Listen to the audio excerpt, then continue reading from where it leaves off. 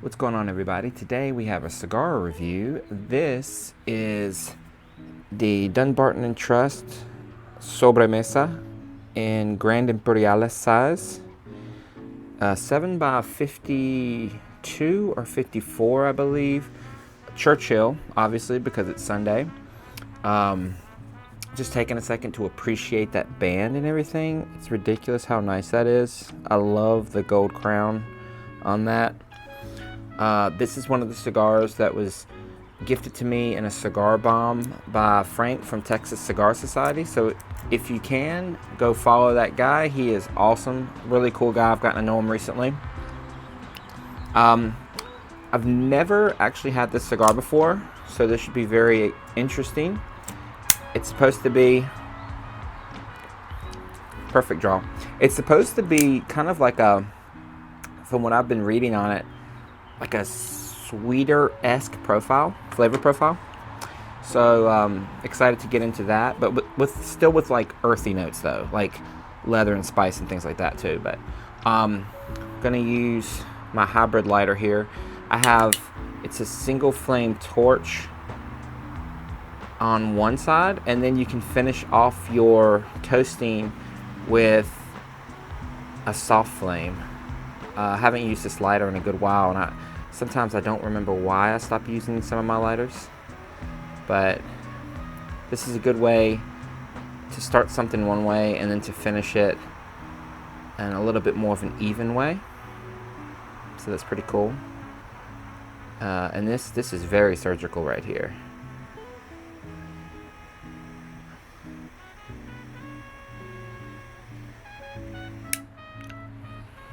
So as you can see, got a good thing going.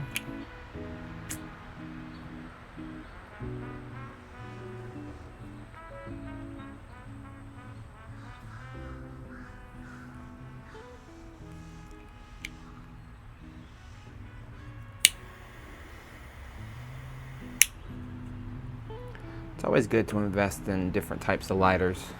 You know, everything's a little bit different.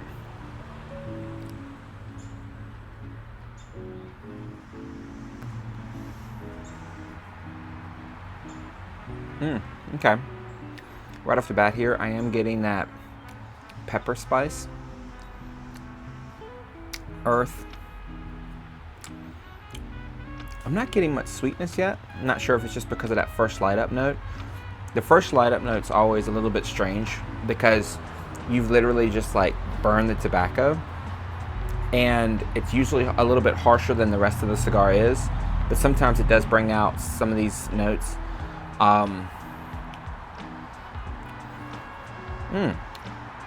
It's a lot more peppery than I thought it would be.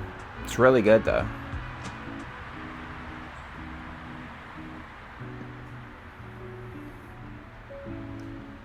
In the retro, it's not like super harsh, but it's definitely white pepper. Little subtle sweetness on it though. All right, I'm gonna smoke this down a little bit, get into the first third, and let you know what I think. All right, we're a little bit further in, and I forgot to give you guys the details of the cigar. So I looked back, it is a 7 by 54 Grand Imperiales. This is a Ecuadorian Habano wrapper. The binder is Mexican, and the filler is Nicaraguan and USA. Flavor has not shifted much. It still has a really nice pepper kick to it. It is a little bit more woodsy than it was at first light up. At first light up, it was all pepper. There is like a cedar note now. It's just mostly pepper and cedar so far. It's great, and even though those flavors are super bold, it doesn't feel like the cigar lingers too long. And by that I don't mean lingers in the mouth, but I mean like lingers on you. I have a beard and a mustache, and so sometimes I'll smoke a cigar and then I'll like smell my beard and mustache, kind of be like, and I can still smell it. And I do get that a little bit from this, but with these bold flavors, you would think it would be a lot more, but so far it's really not. So that's very pleasant actually, because you don't want to wear your cigar all day every day, you know. Um, Smoke output wise, it's amazing. Burn is a little bit wonky, but you know, you saw how I lit it, so maybe I was angled a little bit wrong and everything else because it's been properly humidified.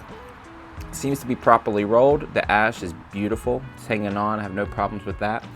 So that's pretty much the update so far.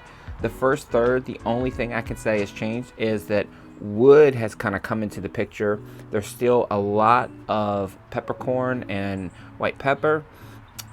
It's really like it's a spicy cigar. There's still that tad of sweetness, but it's not as much as I thought it would be. I think there's another blend that's probably sweeter than this one, and so maybe I was reading up on the wrong blend when I originally was coming in to like talk about this one, but that's fine because I actually really like peppery cigars. So there was a tad of a leather note, but I don't taste it anymore, so I think that's changed as well.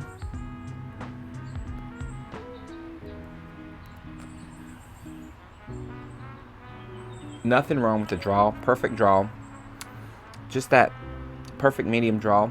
The body on this cigar is supposed to be medium full. I think the strength is also medium full, so I gotta watch how fast I puff on this. But other than that, that's the update. So let me smoke this down a little bit more and I'll see you guys in the second third.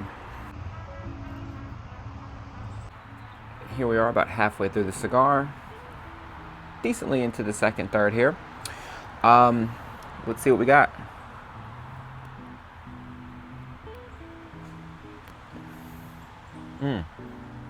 It's not many flavor changes, okay? This doesn't seem to be one of those cigars that really like jumps between flavors too often.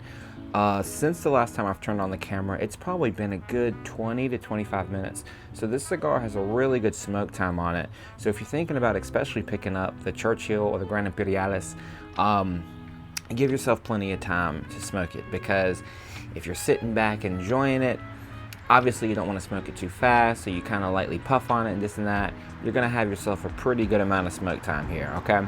Other than that, the pepper is a little bit less harsh. There is this undertone note of sweetness that is building underneath, and it's strength-wise so far, I am feeling it a little bit. Body-wise, it's still pretty medium to full. Still an absolutely gorgeous cigar. Just ashed it. The ash is hanging on like a champ. I'm only ashing it for the cigar itself. You know, like a longer ash on a cigar isn't necessarily the best thing for, you know, keeping the cherry hot and everything else. Works to an extent, but you know, obviously if it starts to get a little bit too long, starts to mess with your smoking experience a little bit in different ways. So that's the only reason I've even been ashing it anyways. Smoke output wise, really good. Very decadent, tasty cigar. My energy is building a little bit. I just went way too hard today in the gym. I don't know if you could tell the first part of this video. I was just kind of like, ugh. I think I still had like a sweat band around my shirt here. So I was like fresh from the gym, grabbed the cigar, came out here. And I don't necessarily like doing that so fast after, you know, the gym, but today I started a little bit later and I didn't want to lose too much light. So that's the update. Is there is a sweetness building. The pepper is kind of taming down a little bit, so they're kind of meeting somewhere in the middle there. It's a decadent smoke, great, it's relaxing. So once again, shout out Texas Cigar Society for this one. This is really good. Other than that, there's not much else to report on, so I'm gonna keep smoking it down, and I'll probably follow up when I'm a little bit closer to the band. Yeah, so I'll see you guys here in a few minutes. Alright guys, it is obviously darker. Told you this was a longer cigar. We are already in about an hour and a half, and I still have the final third to go. I did, however, want to go ahead and take the band off on camera to show if that is a problem in case you're planning on smoking one of these. It is not. It's also a very thin band. I would love to have this as just like a regular ring, like a signet ring or something. That'd be an awesome ring. No flavor changes to report. I'm still super enjoying the cigar. It is still quite peppery. Still got that sweet note to it.